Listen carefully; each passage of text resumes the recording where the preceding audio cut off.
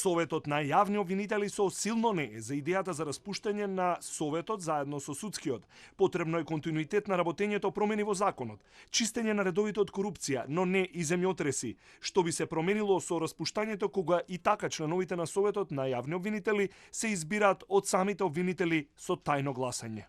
Може да предизвика штета со оглед на тоа што институциите мораат да го имаат својот континуитет, мора да се работи на подобрување на законските решенија, онаму каде што се гледа дека има проблеми, меѓутоа колективна одговорност, како што имавме прилика да слушнеме и пред неколку дена на конференцијата за имплементација на препораките на оценската мисија кои што се однесуваат на судскиот совет, не може да има.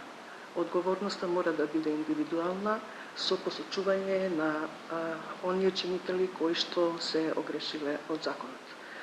Во секој случај, распуштањето, сакам да потенцирам дека Советот на јавните обвинители би било штетно за целокупната обвинителска организација, затоа што знаете дека Советот ги избира и разрешува обвинителите. Не му се допаѓа на премиерот оваа реакција на членовите на Советот на јавни обвинители.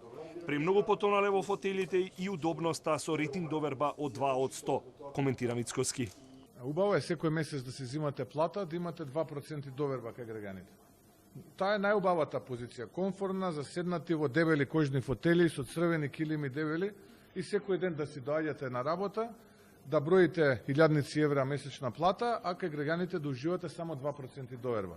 И нормално е дека кога некој ќе сака инвазивно да делува, да направи реформа, да го реши тоа, веднаш од другата страна имаме одбранбен механизам кој што вели не, ние сме против тоа, затоа што реформата која што ние ја предвидуваше да нема повеќе удобни фотели, да има одговорност, да има отчетност, да видиме што е тоа што тие сработиле до сега. Распуштање освен за обвинителскиот совет треба и за судскиот совет, коментира Мицкоски. До сега риториката одеше во насока да се имплементираат препораките од оценската мисија на Европската унија, за да се спасат овие правосудни органи од грдиот впечаток кој го стекнаа во јавноста по низа скандали и превирања.